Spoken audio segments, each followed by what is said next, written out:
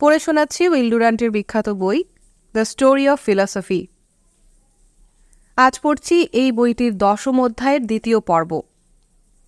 এই পর্বে আমরা যেই দার্শনিক সম্পর্কে জানব তার নাম বেনেদেত্তো ক্রোচে। মানুষটার কথা। বেরগসো থেকে ক্রোচে এক অকল্পনীয় উত্তরণ। দুজনের মধ্যে কোনো সমান্তরাল রেখা দেখা যায় না কোথাও। বেরগসো মিষ্টি, তিনি তার পরাদৃষ্টিকে তর্জমা করেন প্রায় এক প্রতারক স্বচ্ছতায়, আর ক্রোচে জার্মান সুলভ অস্পষ্টতা বিলাসী এক সংশয়বাদী বা স্কেপটিক। বেরগসো মনে প্রাণে ধর্মশীল হলেও কথাবার্তায় আদ্যন্ত বিবর্তনবাদী, আর ক্রোচে যাজক বিরোধী, লেখেন আমেরিকান হেগেলপন্থীদের মতো। বেরগসো ফরাসি ইহুদি, স্পিনোজা ও লামার্কের ঐতিহ্যবাহী, আর ক্রোচে একজন ইতালীয় ক্যাথলিক যার মধ্যে ধর্মের ছিটে ফোটাও নেই। আছে তার স্কলাস্টিসিজম আর সৌন্দর্যপ্রীতি। গেল 1 শতাব্দী ভোর ইতালির দার্শনিক অঙ্গন তুলনামূলকভাবে ঊষর। এর কতক কারণ পুরনো পরাতত্ত্ব ছেড়ে আসা সেখানকার চিন্তানায়কদের স্কলাস্টিক দৃষ্টিভঙ্গি ও পদ্ধতি আঁকড়ে থাকা। আরেকটা সন্দেহাতীত কারণ হল শিল্প ও সম্পদের উত্তরমুখী অভিযান। ইতালিকে রেনেসাঁসের দেশ বলা গেলেও রিফরমেশনের দেশ বলা যায় না কখনোই। সুন্দরের খাতিরে নিজেকে ধ্বংস করতেও সে প্রস্তুত, কিন্তু সত্যের কথা বলতে গিয়ে পিলাতের মতোই সংশয়বাদী। বাকি আমাদের চেয়ে ইতালীয়রা হয়তো জ্ঞানী। সত্যকে তারা মনে করে মরীচিকা, কিন্তু সুন্দর, যতই আত্মগত হোক, তাদের কাছে এক সম্পদ এবং বাস্তব। একমাত্র গম্ভীর ও প্রায় প্রোটেস্ট্যান্ট মিকেলাঞ্জেলোকে, যার তুলি সাভানারোলারই প্রতিধ্বনি, তাকে বাদ দিলে রেনেসাঁসের শিল্পীরা কখনোই নৈতিকতা বা ধর্মতত্ত্ব বিষয় তাদের মাথাকে বিব্রত করেননি। চার্চ যে তাদের প্রতিভার কদর করে, চুকিয়ে দেয় তাদের বিল, এটাই ছিল তাদের পক্ষে যথেষ্ট। ইতালিতে এরকমই ছিল এক অলিখিত আইন যে কৃষ্টিমান মানুষেরা চার্চের কাছে বিঘ্ন ঘটাবে না কোনো দিন। সত্যি তো, কোনো ইতালীয় চার্চের প্রতি কীভাবেই বা অসদয় হতে পারে? যে চার্চ সারা বিশ্বকে নিয়ে এসেছে কানোসায়, আর প্রত্যেক দেশের ওপর ধার্য করেছে রাজকীয় কর, যাতে ইতালি হতে পারে গোটা দুনিয়ার শিল্পশালা। সুতরাং পুরনো ধর্মবিশ্বাসেরই অনুগত থেকে যায় ইতালি, আর মজে থাকে দর্শনের ব্যাপারে আকুইনাসের সুষমায়। এলেন জাম্বাত্তিস্তা ভিগো আর ইতালির মনকে নাড়া দিলেন আবার। তারপর ভিগোও গেলেন, আর তার সঙ্গে দর্শনও যেন ঝিমিয়ে পড়ল। একদা রোসমিনি বিদ্রোহের কথা ভেবেছিলেন, কিন্তু শেষ পর্যন্ত তিনিও হার মানেন। সারা ইতালি জুড়েই মানুষেরা আরও ধর্মহীন হলো চার্চের প্রতি অধিক থেকে অধিকতর বৎসম্বদ। তবে বেনেদেত্তো ক্রোচে এক ব্যতিক্রম। আকিলার ছোট এক শহরে 1866 সালে জন্ম হয় তার। সম্পূর্ণ গোঁড়া ক্যাথলিক পরিবারের একমাত্র পুত্র। তেড়ে ক্যাথলিক ধর্মতত্ত্বের শিক্ষা দেওয়ার ফলে শেষে ভারসাম্য ফিরিয়ে আনার জন্যই যেন তিনি হয়ে ওঠেন নাস্তিক। যেসব দেশে রিফরমেশন হয়নি, সেখানে অন্ধবিশ্বাস আর চূড়ান্ত অবিশ্বাসের মাঝামাঝি কোনো আশ্রয় ছিল না। প্রথম বেনেদেত্তো এতটাই ধর্মনিষ্ঠ ছিলেন যে ধর্মের প্রতিটি পর্যায়ে জেনে নেয়ার জন্য ব্যাকুল হয়ে ওঠেন, এবং শেষে পৌঁছে যান তার দর্শন আর নৃতত্ত্বে। কিন্তু কতকটা অজ্ঞাতসারেই ধর্মবিশ্বাসের জায়গা জুড়ে বসে তার পড়াশোনা। জীবনে যেসব দুর্বিপাকের ফলে মন সাধারণত আবার বিশ্বাসের পথে মোড় নেয়, 1883 সালে তেমনই এক নিষ্ঠুর দুর্যোগ নেমে এলো তার জীবনে। কাসামিচোলার যে ছোট্ট শহরটিতে ক্রোচেরা থাকতেন, কয়েক দণ্ডেই তা থেতো হয়ে গেল এক বিধ্বংসী ভূমিকম্পে। বেনেদেত্তো হারালেন তার বাপ মাকে আর একমাত্র বোনকেও। সেই ধ্বংসাবশেষের মধ্যেও তিনিও চাপা পড়েছিলেন কয়েক ঘণ্টা। ভেঙে গিয়েছিল অনেকগুলো হাড়গোড়, সুস্থ হতে লেগেছিল বেশ কয়েক বছর। কিন্তু আদৌ যে মন ভেঙে যায়নি তার, সে প্রমাণ পাওয়া যায় তার পরবর্তী জীবন ও কর্মে। আরোগ্যের ধীর রুটিন উস্কে দিয়েছিল নাকি শক্তিশালী করেছিল তার মধ্যে পাণ্ডিত্যের প্রতি অনুরাগ? এত বড় দুর্বিপাকের পরেও তিনি গড়ে তুলতে পেরেছিলেন এক ব্যক্তিগত গ্রন্থাগার। দারিদ্র্যের দণ্ড বা অধ্যাপনার পরিহাসে না পড়েও তিনি হয়ে উঠলেন এক দার্শনিক। এক্লেসিয়াস্তদের সাবধানী পরামর্শটা এবার হৃদয়ঙ্গম হল তার। বাপুতি সম্পত্তি কিছু থাকলে জ্ঞান সাধনাই উত্তম। বিদ্যার্থীর মতোই তিনি কাটিয়ে গিয়েছেন সারা জীবন, থেকেছেন অধ্যয়ন ও অবসরের প্রেমিক। আপত্তি সত্ত্বেও তাকে টেনে আনা হয় রাজনীতির আঙিনায়, দেয়া হয় শিক্ষামন্ত্রীর পদ, হয়তোবা রাজনীতিকদের পরিষদে দার্শনিক জেল্লা আনার তাগাদায়। ইতালি সিনেটে তার ঠাঁই হয়, আর একবার সিনেটর হলে বরাবরের জন্যই সিনেটর। আমৃত্যু থাকা যায় সেখানে। প্রাচীন রোমে একই সঙ্গে কেউ সিনেটর ও দার্শনিক হতে পারতেন। আমাদের কালে সেটা বিরল হলেও ক্রোচেই তার দৃষ্টান্ত। ইয়াগো হয়তো এ ব্যাপারটায় আকৃষ্ট হতেন। ক্রোচে কিন্তু রাজনীতিকে খুব একটা আন্তরিকতার সঙ্গে নেননি। মূলত তার সময় কাটত তারই প্রতিষ্ঠিত এবং আন্তর্জাতিকভাবে বিখ্যাত লা ক্রিটিকা পত্রিকার সম্পাদনায়। এই পত্রিকায় তিনি এবং জোভান্নি জেন্তিলে মিলে বেলেলেত্র আর চিন্তা জগতের ব্যবচ্ছেদ করতেন। 1914 যুদ্ধ বাধল। কেবল এক অর্থনৈতিক সংঘর্ষের পরিণামে থমকে যাবে ইউরোপীয় মনের বিকাশ, এই চিন্তা তাকে ক্রুদ্ধ করে তুলল। আত্মঘাতী এই উন্মত্ততাকে তিনি জানালেন ভৎসর্ণা। এমনকি কারে পড়ে ইতালি যখন তার নিয়তিকে মিত্রশক্তির হাতে সঁপে দিল, তিনি রইলেন নির্লিপ্ত। ইংল্যান্ডে যেমন রাসেল, ফ্রান্সে যেমন রমারলা, তেমনি ইতালিতে ক্রোচেও হয়ে উঠলেন সক্রিয়। কিন্তু ইতালি তাকে ক্ষমা করেছে এখন। দেশের যুব সমাজ তাকে মনে করে তাদের গাইড, সখা তথা দার্শনিক। বিশ্ববিদ্যালয়ের মতোই তিনি তাদের কাছে এক গুরুত্বপূর্ণ প্রতিষ্ঠান। তার সম্বন্ধে জুসেপ্পে নাতোলির মতো ব্যক্তির এমন অভিমত কিছুমাত্র অস্বাভাবিক নয়। সমকালীন চিন্তা জগতে বেনেদেত্তো ক্রোচের পদ্ধতি মহত্তম জয়। আসুন তার এই প্রভাবের রহস্যটা কোথায় জানা যাক। আত্মশক্তির দর্শন। আদিরূপে তার প্রথম বই ঐতিহাসিক বস্তুবাদ ও কার্ল মার্কসের অর্থনীতির ওপর একগুচ্ছ প্রবন্ধের সংকলন, historical materialism and economics of Karl Marx. Rome বিশ্ববিদ্যালয়ে তার অধ্যাপক আন্তোনিও লাব্রিওলার চিন্তাধারায় তিনি প্রবলভাবেই উদ্দীপিত হন। লাব্রিওলার পরামর্শেই তিনি প্রবেশ করেন ক্যাপিটালের গোলকধাঁধায়। মার্ক্সীয় সাহিত্যের সঙ্গে পরিচয় এবং জার্মানি ও ইতালির সমাজতান্ত্রিক লেখাজোখার প্রতি কিছুকালের আগ্রহ আমার সমগ্র সত্তাকে এক ঝাঁকি দেয়। আমার মধ্যে এই প্রথম জাগিয়ে তোলে এক রাজনৈতিক উদ্দীপনা, পাই এক অভিনবত্বের আস্বাদ। আমি যেন তখন এক বিগত যৌবন মানুষ, যে প্রেমে পড়ল সেই প্রথম, আর টের পেল নতুন সেই সংরাগের রহস্যময় উদ্বোধন। কিন্তু সমাজ সংস্কারের মত পুরোপুরি চড়ল না তার মাথায়। অচিরেই তিনি মানবজাতির রাজনৈতিক অসংলগ্নতার প্রতি চোখ ঠেরে নেমে পড়লেন দর্শনের আরাধনায়। এই অভিযাত্রার একটা ফল হল উপযোগিতা নামক প্রত্যয়টার সঙ্গে যে মঙ্গল, সুন্দর ও সত্যের একটা সমতা রয়েছে, তারই উন্নয়ন। এমন নয় যে মার্কস ও অ্যাঙ্গেলসের পদ্ধতির মধ্যে অর্থনৈতিক দিকের ওপর যে চরম গুরুত্ব দেওয়া হয়েছে, সেটা তিনি মেনে নিলেন।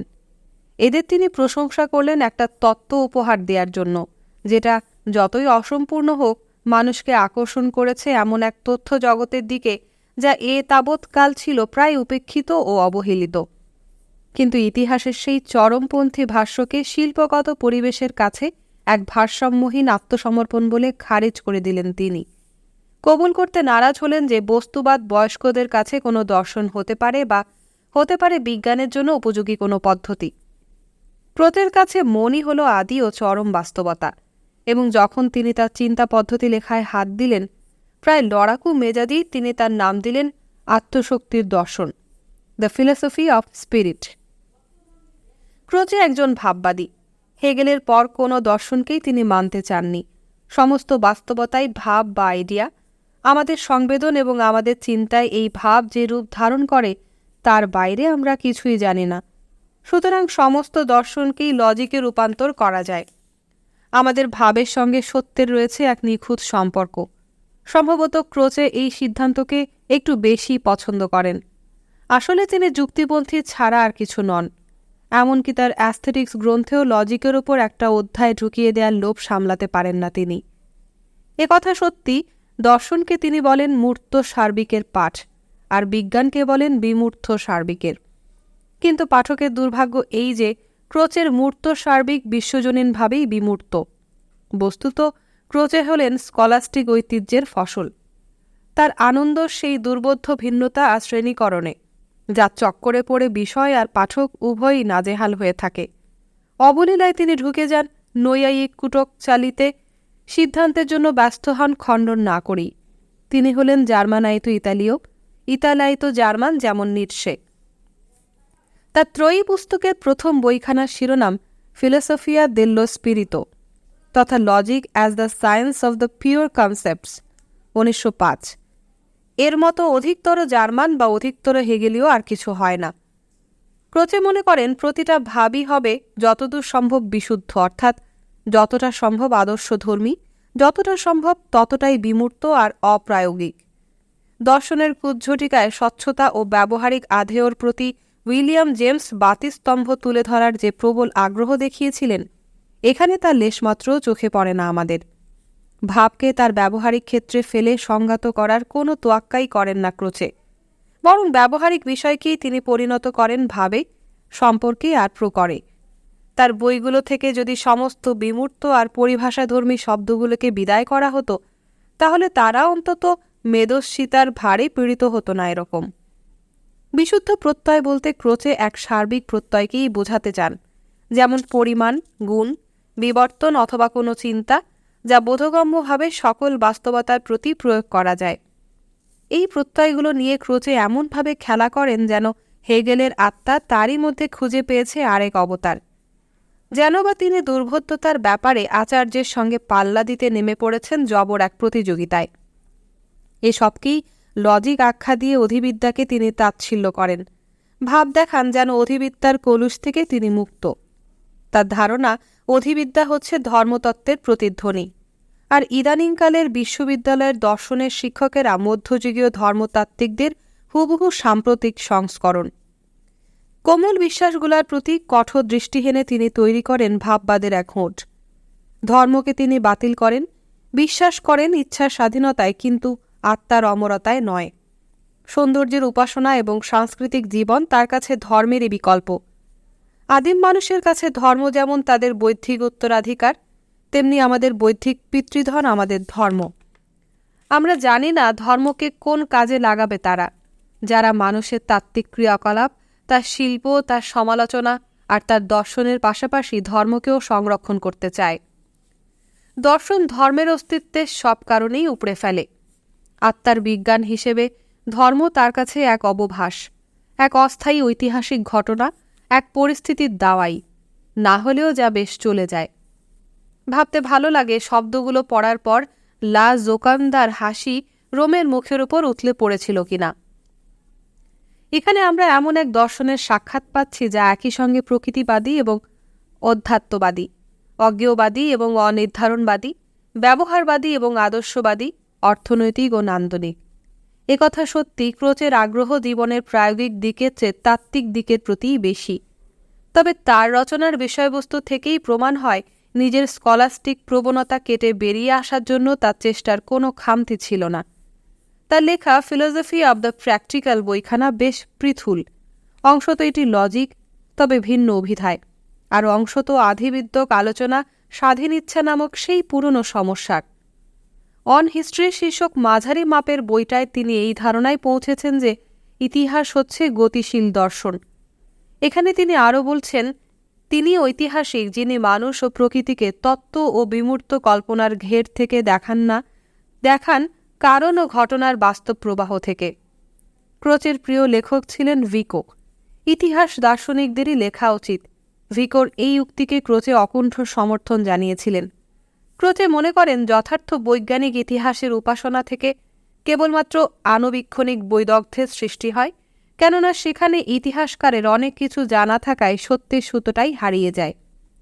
বৈজ্ঞানিক ইতিহাসকাররা ট্রয় বলে কোনো কিছুর অস্তিত্বই ছিল না বলে দেওয়ার পর স্লিমান যেমন একটা আধটা নয় 7-7টা ট্রয় মাটি খুঁড়ে আবিষ্কার করেন, তেমনি ক্রোচে মনে করেন অতিমাত্রায় সমালোচনাশীল ইতিহাসকাররা অতীত সম্বন্ধে আমাদের অজ্ঞতাকে কেবল অতিরঞ্জিতই করে থাকেন। যৌবনে যখন আমি গবেষণায় ব্যাপৃত ছিলাম, তখনকার জনৈক বন্ধুর এক মন্তব্যের কথা মনে পড়ল। বন্ধুটি যে খুব সাহিত্যমনা ছিলেন তা নয়, তাকে আমি রোমের ইতিহাসের ওপর খুবই এক সমালোচনামূলক নাকি অতি সমালোচনামূলক লেখা পড়তে দিয়েছিলাম। বইটা ফেরত দেওয়ার সময় তিনি মন্তব্য করেছিলেন, এটা পড়ার পর ভাষাতাত্ত্বিকদের মধ্যে তিনিই সেরা পণ্ডিত। তার মধ্যে এরকম একটা বিশ্বাস জন্মেছে, কারণ অক্লান্ত মেহনত করেও তাদের মনে হয় তারা কিছুই জানেন না, আর তিনি বিনা চেষ্টায় স্রেফ প্রকৃতির অকৃত্রিম করুণা হিসেবে কিছুই জানেননি। প্রকৃত অতীতকে খুঁজে বের করা যে কঠিন, ক্রোচে তা স্বীকার করতেন। রুশোর দেয়া ইতিহাসের এই সংজ্ঞাটা প্রায়শই তিনি উদ্ধার করতেন। বহুতর মিথ্যার মধ্য থেকে যেটা সত্যের সবচেয়ে সমীপবর্তী, সেই মিথ্যাকে বেছে নেওয়ার শিল্পই হচ্ছে ইতিহাস। তেমন তাত্ত্বিকের প্রতি ক্রোচের কোনোই সহানুভূতি নেই, যিনি হেগেল, মার্কস বা বাকলের মতো নিজের সংস্কারের ধাঁচে সিদ্ধান্তকে মেলাতে গিয়ে অতীতকে বিকৃত করে সিলোজিজমে পরিণত করেন। ইতিহাসে পূর্বনির্ধারিত পরিকল্পনা বলে কিছু নেই। যে দার্শনিক ইতিহাস রচনা করতে চান তার পক্ষে মহাজাগতিক পরিকল্পনা সন্ধান করতে যাওয়া উচিত নয়, বরং তার উচিত কারণ, পরিণতি আর পারস্পরিক সম্পর্ক উদ্ঘাটন করার জন্য সচেষ্ট হওয়া। তার আরও মনে রাখা উচিত, অতীতেও সেই অংশটুকুই মূল্যবান যেটুকু গুরুত্ব ও দোতনায় সমকালীন। নাপোলেও বলেছেন, শেষ বিচারে ইতিহাসই হচ্ছে একমাত্র খাঁটি দর্শন এবং একমাত্র সত্যিকার মনোবিদ্যা। যদি তাই হয়, তাহলে ইতিহাসকারের দায় ইতিহাসকে মানুষের দর্পণ আর প্রকৃতির আশামণি কেতাব করে তোলার। সৌন্দর্য কী? ইতিহাস আর সাহিত্য পাঠের মধ্য দিয়েই ক্রোচে তার নাও ভেড়ান দর্শনে। স্বভাবতই তার দর্শনে পাওয়া যাবে সমালোচনা ও নন্দনতত্ত্ব ঘটিত সমস্যাগুলির প্রগাঢ় ছাপ। অ্যাস্থেটিকই তার মহত্তম বই, যেটি 1902 সালে প্রকাশিত হয়। অধিবিদ্যা বিজ্ঞানের চেয়ে শিল্পেই তার অধিক অনুরাগ। বিজ্ঞান আমাদের উপযোগের জিনিস, কিন্তু শিল্প মেটায় সৌন্দর্য তৃষ্ণা। ব্যক্তি ও বাস্তব থেকে ছিন্ন করে বিজ্ঞান আমাদের নিয়ে যায় এমন এক দুনিয়ায় যেখানে উত্তরোত্তর বেড়ে চলে গাণিতিক বিমূর্ততা এবং শেষমেশ তুলে দেয়, যেমন দেখা যায় আইনস্টাইনে, কিছু গুরুভার সিদ্ধান্ত যার নেই কোনো ব্যবহারিক তাৎপর্য। কিন্তু শিল্প যেখানে আমাদের নিয়ে যায় সরাসরি বিশেষ ব্যক্তি আর অদ্বিতীয় ঘটনার কাছে, দাঁড় করায় তেমনই দার্শনিক সার্বিকের সামনে, যা প্রত্যক্ষ অনুভবের মাধ্যমে পরিণত হয় সুনির্দিষ্ট ব্যক্তিতে। জ্ঞানের দুটো রূপ আছে, হয় সেটা প্রত্যক্ষ অনুভবজাত জ্ঞান, নতুবা যুক্তিজাত জ্ঞান। কল্পনার মাধ্যমে পাওয়া জ্ঞান অথবা যুক্তির সাহায্যে অর্জিত জ্ঞান, ব্যক্তির বিষয়ে জ্ঞান অথবা সার্বিকের বিষয়ে জ্ঞান, বিশেষ কোনো বস্তুর সম্পর্কে জ্ঞান কিংবা বস্তুদের পারস্পরিক সম্পর্ক সম্পর্কে জ্ঞান, হয় তা প্রতিরূপ বিষয়ক জ্ঞান, নয়তো প্রত্যয় সম্বন্ধীয় জ্ঞান। তাই শিল্পের উৎপত্তির মূলে রয়েছে এই প্রতিরূপ সৃষ্টির ক্ষমতা। শিল্প এককভাবে কল্পনার দ্বারাই শাসিত, তার একমাত্র সম্পদ এই প্রতিরূপ। বস্তুদের তা বর্গে বর্গে ভাগ করে না, বলে না এটা বাস্তব ওটা কাল্পনিক, কোনো বিশেষণ পড়ায় না তাদের, সংজ্ঞাও দেয় না কোনো। শিল্প কেবল তাদের অনুভব করে আর উপস্থাপিত করে, তার অতিরিক্ত কিছু নয়। যেহেতু কল্পনা চিন্তার আগে ছোটে আর সেটা জরুরিও, তাই মনের শৈল্পিক বা প্রতিরূপ নির্মাণী ক্রিয়াকলাপ যৌক্তিক তথা প্রত্যয় নির্মাণী ক্রিয়াকলাপের আগে আগে চলে। যুক্তিশীল হওয়ার ঢের আগে মানুষ যখন কল্পনা করতে শুরু করে, তখনই সে শিল্পী হয়ে ওঠে। মহান শিল্পীরাও ব্যাপারটাকে এভাবেই বুঝেছিলেন। মিকেলাঞ্জেলো বলতেন, কেউ হাত দিয়ে আঁকে না, আঁকে মস্তিষ্ক দিয়ে। আর লিওনার্দো, প্রতিভাবান ব্যক্তিদের মন তখনই বেশি উদ্ভাবনক্ষম যখন বাহ্যিক কাজে তার সবচেয়ে কম ব্যাপৃত। দ্য ভিঞ্চির এই গল্পটা সবাই জানে। শেষ ছায়ামাস, লাস্ট সাপার ছবিটার বরাত দিয়েছিলেন অ্যাবট, কিন্তু ক্যানভাসে একটাও আঁচড় না কেটে দিনের পর দিন নিশ্চল বসে আছেন দ্য ভিঞ্চি। অ্যাবট ক্ষুব্ধ, তার নাছোড় প্রশ্ন, কবে শুরু করবেন মশাই? আহত দ্য ভিঞ্চি অবশ্য তার প্রতিশোধ নিয়েছিলেন বেশ। জুদাসের চিত্র আঁকার সময় অচেতনভাবেই তার মডেল হয়ে উঠেছিলেন অ্যাবট। শিল্পীর মানসপটে যে বিষয়টা রয়েছে তার যথার্থ প্রতিরূপ উপলব্ধি করার স্থির প্রচেষ্টাই হচ্ছে নান্দনিক কর্মের সার কথা। এ এক প্রকার সহজাত জ্ঞান বা সজ্ঞা।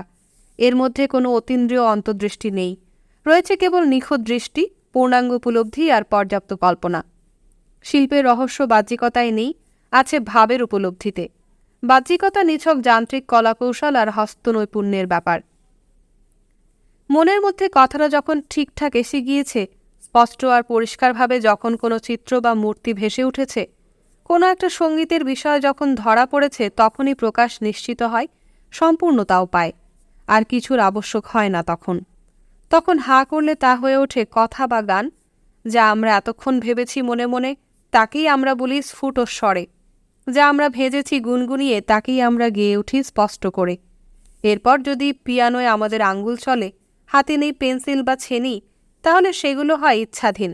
এর মধ্যে নান্দনিক ক্রিয়া নেই, নেহাতি ব্যবহারিক। সংক্ষেপে আর ক্ষিপ্র গতিতে ভেতরে ভেতরে ইতিমধ্যেই যা সম্পাদিত হয়ে গিয়েছে সেগুলোকেই আমরা বাস্তবায়িত করি তাড়াতাড়ি। সৌন্দর্য কী? গোলমেলে এই প্রশ্নটার আদৌ কি কোনো জবাব মেলে এর থেকে? এই বিষয়ে তো যত মাথা তত মত। প্রত্যেক প্রেমিকই যে এ ব্যাপারে এক একজন অথরিটি তা বলাই বাহুল্য। ক্রোচের উত্তর, উপলব্ধ বস্তুর নির্যাসকে যে প্রতিরূপ তুলে ধরে, সৌন্দর্য হচ্ছে তার মানসিক নির্মাণ। অপিচ বাহ্যিক রূপায়নের নয়, ভিতরকার প্রতিরূপের মধ্যেই সৌন্দর্য নিহিত। আমরা মনে করি আমাদের সঙ্গে শেক্সপিয়রের তফাতটা মূলত বাহ্যিক প্রকাশের কায়দা কৌশলের তফাত। ভাবি আমাদের চিন্তাগুলো এতই গভীর যে শব্দ তার থই পায় না। কিন্তু ওটা একটা মনোরম বিভ্রান্তি। তফাতটা প্রতিরূপকে বাহ্যিক রূপে প্রকাশ করার ক্ষমতা বা অক্ষমতায় নয়, তফাতটা গড়ে দেয় যে প্রতিরূপ বস্তুকে ফুটিয়ে তোলে সেই প্রতিরূপকে মানসিকভাবে নির্মাণ করার সক্ষমতায়। শুধু তাই নয় যে নান্দনিক বোধ সৃষ্টি নয় অনুধ্যান, তাও এক আভ্যন্তরিক প্রকাশ। একটা শিল্পকর্ম তাকে কতটা কী উপলব্ধি করছি, কতটুকু তার রস গ্রহণ করতে পারছি, সেটাও নির্ভর করে যে বাস্তবতা চিত্রিত হয়েছে আমাদের সহজাত বুদ্ধি বা সজ্ঞা দিয়ে, তাকে আমাদের দেখার ক্ষমতার ওপর, অর্থাৎ আমাদের প্রকাশশীল প্রতিরূপ গড়ে নেয়ার ক্ষমতার ওপর। কোনো সুন্দর শিল্পকর্মকে আস্বাদন করতে গিয়ে আমরা হামেশা আমাদের সজ্ঞাকেই প্রকাশ করে থাকি। শেক্সপিয়র পাঠের সময় আমরা আমাদের সহজাত বুদ্ধি মোতাবেকই হ্যামলেট বা ওথেলোর প্রতিরূপ সৃষ্টি করি। কি সৌন্দর্য সৃষ্টিশীল শিল্পী, কি সৌন্দর্য অনুধ্যানকারী দর্শক, উভয়ের ক্ষেত্রেই নান্দনিক রহস্য হচ্ছে ভাবদ্যোতক এই প্রতিরূপ। সৌন্দর্য হচ্ছে যথোপযুক্ত প্রকাশ।